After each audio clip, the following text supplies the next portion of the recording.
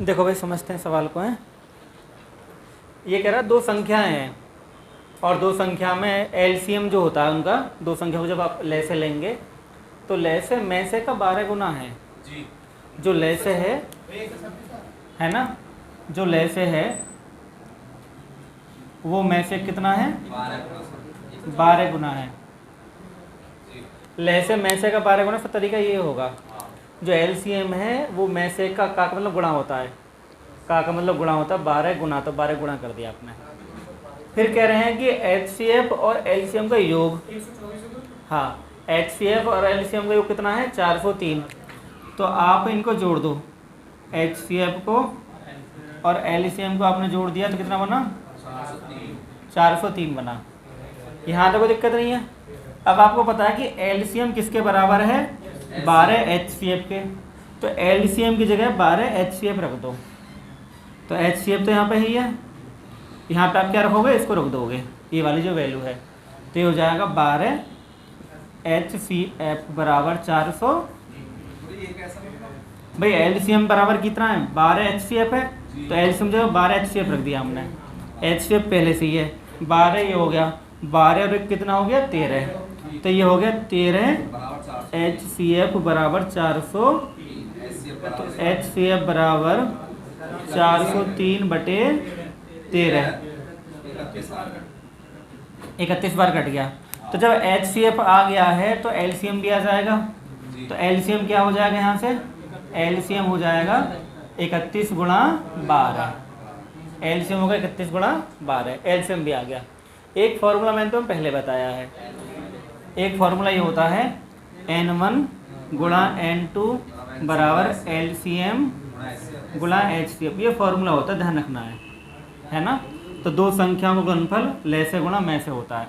अब n1 का मतलब है कि एक संख्या, तो ये n1 है, तो आपके पास ये 93 आ गई है। n2 आपसे पूछे दूसरी संख्या, एलसीएम आपने निकाल लिया है 31 गुणा 12, में से आपने ये निकाल लिया है 31, तो 31 ये हो गया। 31 से 3 बार कटेगा और 3 से ये 4 बार कटेगा, 4 एकम 4, 4 तिया 12, तो n2 पर आप कितना आ गया 100, ये आपका आंसर है 124। नोट कर लो भाई।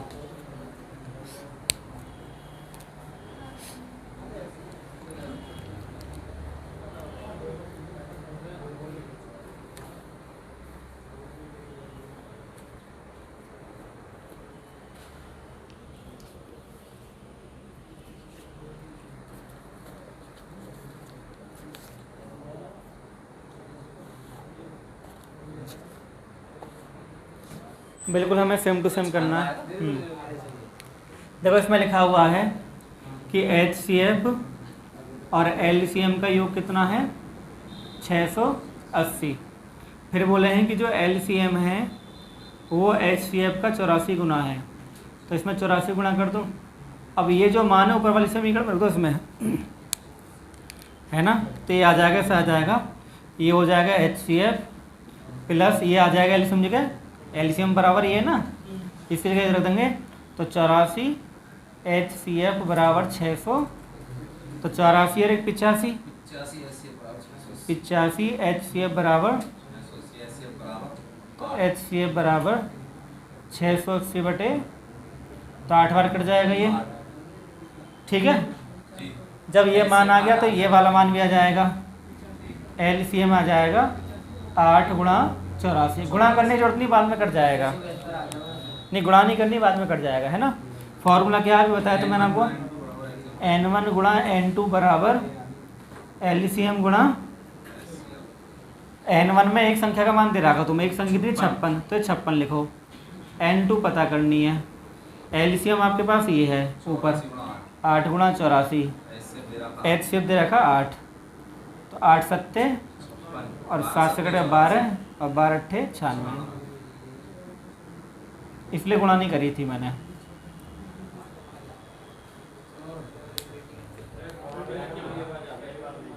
हैं? हाँ बोलना मत करो बीच में।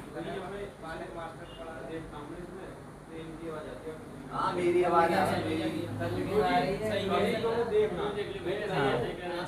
मेरा तुम वीडियो भी ना देखते बस अगली वीडियो देखो ना।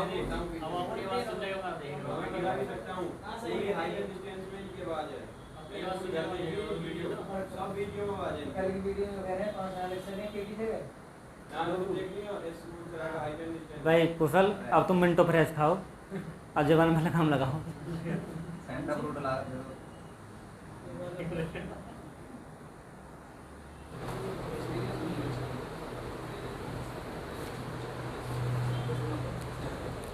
देखो भाई, करते हैं सवाल को। दो संख्याओं का एलसीएम उनके एचसीएफ का 25 गुना है, यानी जो एलसीएम है वही कहानी है, एचसीएफ का क्या है 25 गुना है। फिर कह रहे हैं दो संख्याओं का गुणनफल, यानी फॉर्मूला क्या है n1 गुणा n2 बराबर एलसीएम गुणा। अब आपको इनको दोनों की एक साथ वैल्यू दे दी इकट्ठी 16,900, तो आप 16,900 रख लो, ठीक है। जब आपने 16,900 रख लिया बराबर, अब आपसे क्या पूछा, उनका एलसीएम क्या है, ठीक है। क्या पूछा है, एलसीएम क्या है। तो एलसीएम क्या होता है, एचसीएफ गुणा 25। तो एलसीएम की जगह रख दो एचसीएफ गुणा 25, एचसीएफ गुणा एचसीएफ। एचसीएफ को अगर आप एक्स मानोगे तो एक्स स्क्वायर हो जाएगा, जैसे मैं यहाँ पे एक्स लिख दे रहा हूँ कि एचसीएफ आपने क्या माना है एक्स, थोड़ी आसानी हो जाएगी समझने के लिए, ठीक है। बात समझ में आ रही है ना। ये फॉर्मूला हो गया, इसकी जगह एक्स आ जाएगा तुम्हें समझाने के लिए, ठीक है। तो ये हो जाएगा एक्स स्क्वायर। 25 से काट लो भाई, 25 छक्का 150, 676 आएगा, 676 आएगा, है ना। तो एक्स स्क्वायर बराबर 676 और एक्स बराबर 26, ये 26 का वर्ग होता है। अब ये x का मान आ गया तो एलसीएम आ जाएगा, तो एलसीएम आ जाएगा भैया 26 गुणा 25 650, ठीक। मैंने एचसीएफ को एक्स मान लिया ताकि थोड़ा कैलकुलेशन आसान हो जाए, लिखने में दिक्कत ना आए। दोबारा समझ लो, एलसीएम क्या दे रखा है, एलसीएम है एचसीएफ का 25 गुना, तो एचसीएफ तुमने क्या माना है x, है ना, x गुणा 25 हो गया। फॉर्मूला ये बार बार हम लिख ही रहे हैं, n1 गुणा n2 बराबर लेस से गुणा में से। अब जो है तुम्हें बोला है कि दो संख्याओं का गुणनफल कितना, 16,900, तो 16,900 n1 गुणा n2 का मान है, गुणा कर दिया इसने पहले से, अलग अलग संख्या नहीं दी, तो इनका मान कितना 16,900। एलसीएम की जगह तुम क्या रखोगे, x गुणा 25 रखोगे, एच क्या रखोगे x, 25 से कटा है 676 बार। अब x गुणा x क्या होता है एक्स स्क्वायर, ये 676 है, और जब तुम इसे हटाओगे तो क्या आ जाएगा 26, क्योंकि 676 किसका वर्ग होता है, इसको लिखोगे x है, x बराबर अंडर रूट, ये वर्ग हट के यहाँ पर अंडर रूट लग जाता है और ये होता है 26 का, ठीक। अब 26 को बेटा यहाँ रख दो x की जगह, 26 गुणा 25 करेंगे तो एलसीएम आ जाएगा, ये 26 एचसीएफ आया, एलसीएम आया है, एलसीएम पूछा था इसलिए एलसीएम आया, ये वजह है।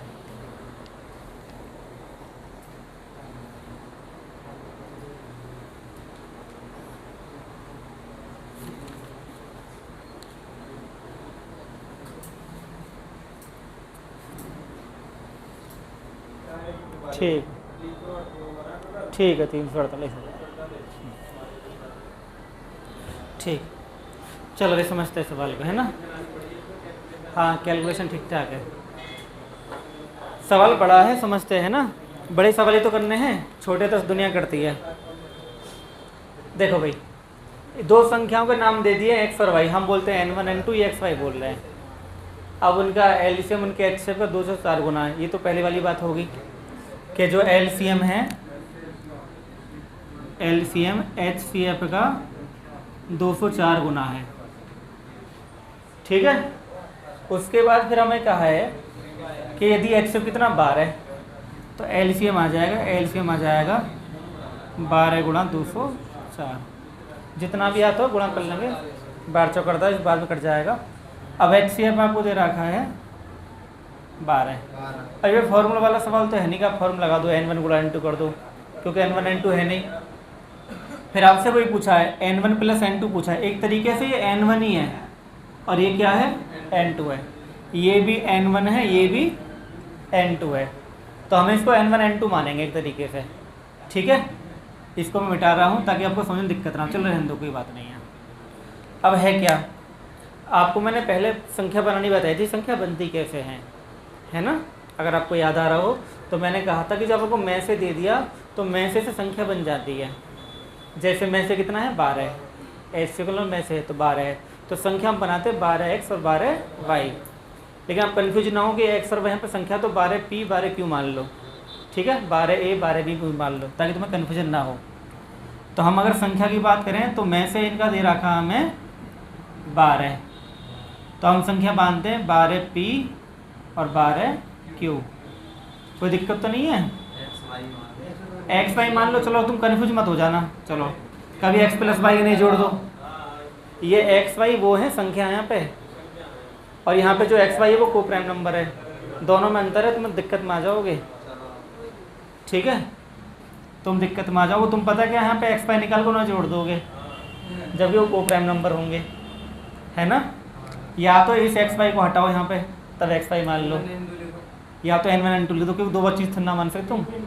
ठीक है, तो माना संख्या है 12p और 12q। कोई दिक्कत तो नहीं है, pq हमने मान लिया, मैं संख्या बन गई है। संख्या बनने के बाद में अब आपको इनका अंतर दे रखा है। वैसे यहाँ से आप एक चीज़ निकाल सकते हैं, एक चीज़ क्या निकाल सकते हैं फॉर्मूले से, कि n1 गुणा n2 बराबर LCM गुणा HCM। अब आपकी एक संख्या है 12p, दूसरी संख्या है 12q। LCM आपका है 12 गुणा 204, 12 गुणा 204 और HCF है 12। तो 12 से 12 कट गए, ये 12 भी कट गया। ठीक है, हाँ ये आमने सामने कट गए, तो P, हाँ PQ बराबर आ गया 204। यहाँ तक कोई दिक्कत नहीं है, अभी PQ 204 आया है। ठीक, उसके बाद फिर आगे बढ़ते हैं। आगे बढ़ने पे होगा क्या कि तुम्हें अंतर दे रखा 60, अंतर दे रखा है 60। तो जैसे 12p माइनस के 12q बराबर कितना है 60, तो 12 कॉमन लेंगे तो p माइनस q आ जाएगा 5। ठीक है भाई, 12 कॉमन ले ले, 12 से 60 कट गया 5। अब तुम्हें p और q के मान निकालने हैं कि भाई p और q के मान क्या है। तो या तो तुम्हें कॉमन सेंस हो, है ना, जैसे 17 और 12, 17 में से 12 गई 5 और 17 गुणा 12 2 4 होते हैं। जैसे मैं बताता हूँ आपको, 17 गुणा 12, 17 दूनी 34 का, 17 के 17 3 204, और 17 में से 12 गई तो 5। या तो कॉमन सेंस कॉमन सेंस हो तुम्हें कि भी p का मान क्या लें, q का मान लें। एक तो तरीका ये है, या फिर फॉर्मूला लगा लो। फॉर्मूला कैसे लगेगा मैं आपको बता रहा हूँ कि फॉर्मूला कैसे लगेगा। फॉर्मूला ये होता है, हाँ p माइनस क्यू का वर्ग बराबर p प्लस क्यू का होल स्क्वायर माइनस के 4pq। ठीक है, ये फॉर्मूला है। यहाँ से आप p और q के मान निकाल सकते हो। किसके मान निकाल सकते हो, p माइनस क्यू के। लेकिन आप ऐसे रहने दो, 17 पार रहने दो, क्योंकि टाइम लगेगा, है ना, बता दूंगा बाद में। इसमें से आप वैल्यू निकाल सकते हो, p प्लस क्यू का मान आ जाएगा। लेकिन अभी आंसर नहीं आएगा। क्यों नहीं आंसर आएगा, क्योंकि p का मान 17 है, q का मान कितना है 12 है। यहाँ तक बात समझ आ रही है। अगर हमने पहले आंसर ले लेते हैं, बाद में कर लेंगे इस तरीके को, पहले हम आंसर ले लेते हैं। ठीक है, कि आंसर कैसा आएगा, फिर सवाल थोड़ा बड़ा हो जाए, कैलकुलेशन ज़्यादा हो जाएगी। p प्लस क्यू की आती खाली, p प्लस क्यू की आती ना, हमसे क्या पूछा है, x प्लस वाई पूछा है, तो x प्लस वाई यहाँ से निकलेगा। देखो p का मान कितना है 17, q का मान कितना है 12। यहाँ बात समझ में आई, हमसे क्या पूछा है, संख्याओं का x प्लस वाई। बात समझ में आ गई। यानी ये इसका मतलब ये है, x प्लस वाई का मतलब है, इसको इसने x बोला है, इसको इसने y बोला है। ठीक है, p का मान यहाँ कितना है भाई, यहाँ कितना है इनको जोड़ना है, x प्लस वाई बताना है, यानी बात को समझना, x प्लस वाई बताना है। तो यानी 12p प्लस 12q करना है, 12p प्लस 12q करना है। ये x हो गया, ये y हो गया, संख्या क्रम में ये x है, ये y है। तो p का मान कितना है हमारा 17, और इसको हम कॉमन ले लेंगे, जैसे 12 अपने कॉमन ले लिया तो p प्लस q, और आसान हो जाएगा। p का मान कितना है, q का मान कितना 12, दोनों को जोड़ देंगे, 17 12 कितने होते हैं 29, 12 निम्मा 12 दूनी 24 और 10, ये तो उत्तर है। ठीक है, सवाल बड़ा है, इसमें कोई शक नहीं, सवाल बड़ा है, SSC मेंस का है। हाँ वो मैं बता दूंगा, वो भी फॉर्मूला लग के आ जाएगा। बिल्कुल बिल्कुल बिल्कुल, ये तो आपका कॉमन सेंस है कि आपने पी क्यू मान डायरेक्ट निकाल ली है। अगर ये ना निकाल पाओगे तो उसका फॉर्मूला है, मैं आपको बताऊंगा। ठीक है, मैं बता दूंगा, पहले आप ये नोट करो, वो बता दूंगा। हाँ हाँ बता देंगे, वो बता देंगे, कोई दिक्कत नहीं है। अगर आप मेंसुरेशन में आयत पढ़ लो ना तो ये वाले फॉर्मूले तो पक्के हो जाए, p minus Q P plus Q वाले, आयत में यही चीज़ है, अब दिक्कत नहीं होती होगी। हाँ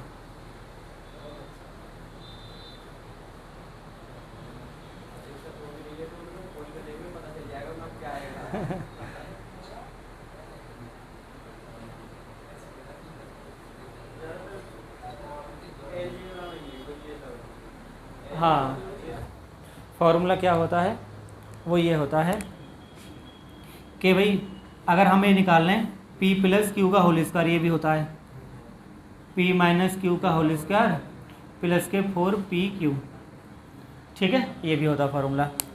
तो आपको p माइनस क्यू का मान दे रखा है, ये हो जाएगा p प्लस क्यू का whole square, p minus q का मान कितना 5, 5 का स्क्वायर 25 हो जाएगा 4, इसका मान कितना 204, तो 4 गुणा 204, तो 25 प्लस 4 चौक 16, 4 दूनी 8, तो 841। तो p प्लस क्यू का मान कितना आ गया, स्क्वायर हो गया ये, तो p प्लस क्यू कितना हो गया अंडर रूट 841, 841 किसका होता है 29 का होता है जी।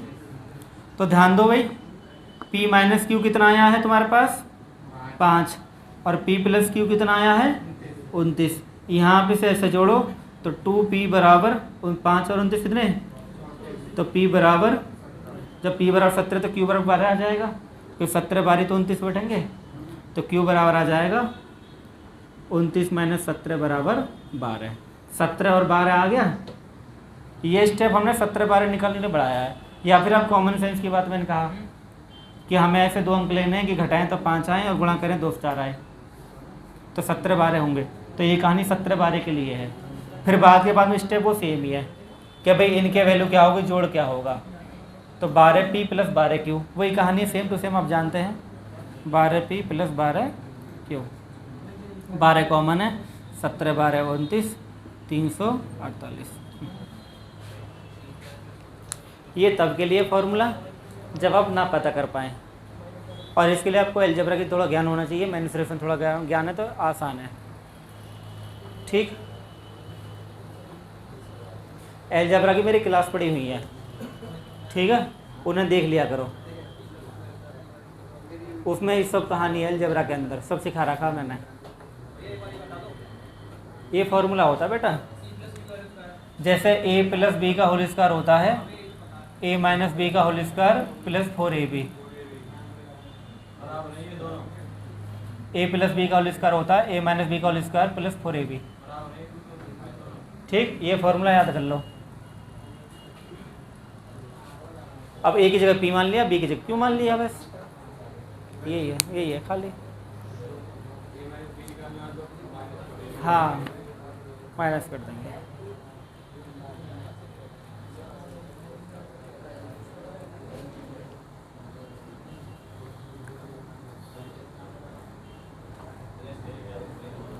आगे बढ़े जी,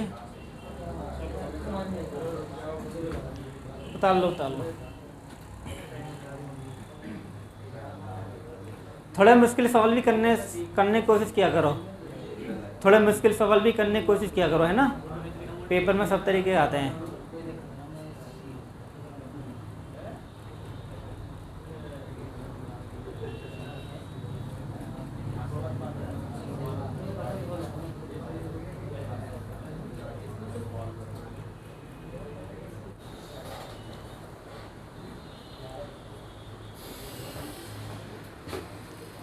देखो सवाल को समझते हैं। अब इन्होंने कहा है में से क्या है 21, तो में से आपको दे रखा है 21। अब 21 से आप संख्या बना 21x और 21, ये संख्या बनाने का तरीका है। हम पहले पढ़ चुके संख्या कैसे बनाई जाती है, 21x और 21y। फिर हमें बोला है कि जो में एलसीएम है वो एचसीएफ कितना है, तो एलसीएम जो है वो एचसीएफ का 221 गुना है। अब एचसीएफ आपको 21 दे रखा है, तो यानी 21 गुणा 221 है ये एलसीएम। कोई दिक्कत तो नहीं यहाँ पे। फॉर्मूला आप जानते हैं भाई, फॉर्मूला क्या होता है, n1 गुणा n2 बराबर n1 कितना है 21x, 21y है 21y, एलसीएम कितना है भाई 21 गुणा 221, ये भी 21 है, तो दोनों 21 इससे कट जाएंगे, तो xy बराबर, अब तुम्हें यहाँ पे ये सोचना है कि x का मान क्या है, y का मान क्या है ना। अब कोई फॉर्मूला तो ले नहीं सकता इसमें कि जोड़ आपको दे नहीं रखा है। अब आपको खुद इनके टुकड़े करने हैं दो, और जो टुकड़े करने हैं आपस में कॉमन नहीं होएगा, है ना। जैसे एक तो ये हो जाएगा 1 गुणा 221, एक में 221 गुणा करोगे 221 आ जाएगा। एक हो जाएगा 13 गुणा 17, है ना, 13 17। अब तुम्हें सोचो कि हमारे दिमाग में कैसा है 13 17 है, तो आप ये खुद सोच लो, ये 221 है, 225 के आसपास है, और 225 होता 15 गुणा 15, यानी कोई एक दो संख्या ऐसी लेनी है जिनमें एक बन जाए, लास्ट में एक आ जाए, तो 3 और 7 होता है वो। जैसे मान लो अगर ये 225 होता तो आप इसे 15 गुणा 15 करते, लेकिन यहाँ पे ये 1 है, तो अब 1 कैसे आ सकता है, दो संख्याएं, तो आपको पता है कि 1 तब आ सकता है जब 3 में 7 की गुणा की जाए, तो यहाँ 13 हो जाए और ये 17 हो जाए। हालांकि एक तो 9 गुणा 9 भी होता है, लेकिन आप 19 गुणा 19 तो नहीं हो सकता, यानी इससे छोटी संख्या रखनी है ना, एक छोटी एक बड़ी, ठीक है। तो एक तो आने के कई तरीके होते हैं। तो भाई इसकी बात क्लियर होगी, एक का वैल्यू 13 है और दूसरे का मान कितना है 17 है, इसलिए 221 आ गया। अब आपसे क्या पूछा है, दूसरी संख्या के अंकों का योग। तो पहले संख्या निकालनी सीख लो। संख्या कैसे निकलेंगी, ये 21x और 21y है, तो पहली संख्या होगी 21 गुणा 13, 21 गुणा 17।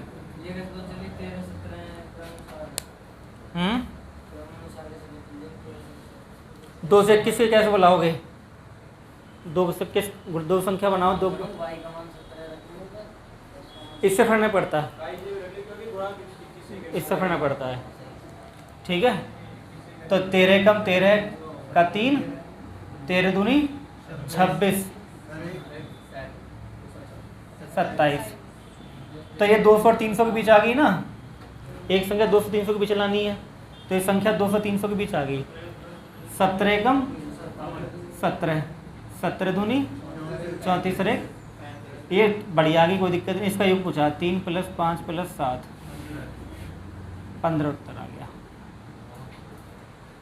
ये सवाल आप तभी कर पाओगे जब आप जो वीडियो देख लोगे ना, इसकी लेसन में से जो पूरी वीडियो देख लोगे, तभी कर पाओगे सही से, है ना। बात बहरहाल ये कि एसएससी मेंस ने पूछा है, और जब एसएससी मेंस ने पूछा है तो फिर कोई पूछ सके, फिर कोई नहीं है। और हमें इनसे समझ बढ़ती है शॉर्ट ट्रिक की, कि हम टुकड़े कैसे करें सवाल करने के बाद में, कैसी कौन संख्या एज्यूम करें, दिमाग अपना काम करना शुरू कर दे।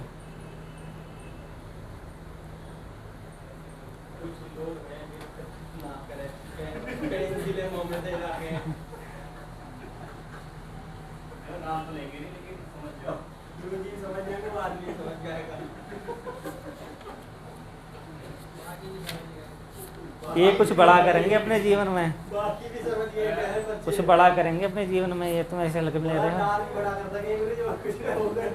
ना, ऐसी बात नहीं है। 900 है, 1600, 2500, 3600, ये ऑप्शन है। आप इनका एलसीएम ले लो भाई, है ना भाई, 3 4 5 6 8 का एलसीएम ले लो, कितना आ गया एलसीएम इनका? 120 आ रहा है।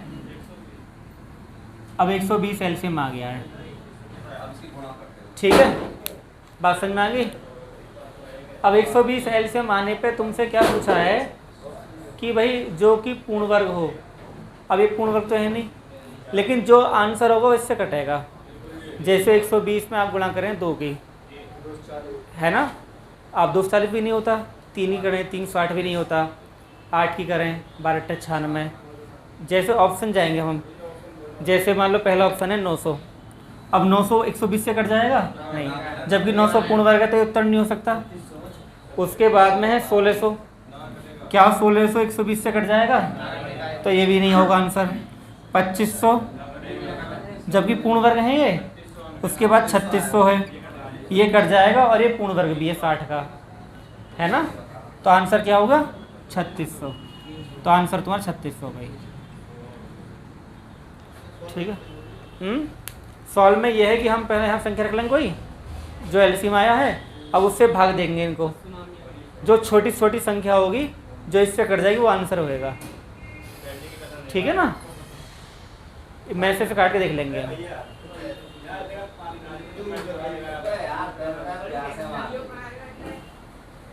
जल्दी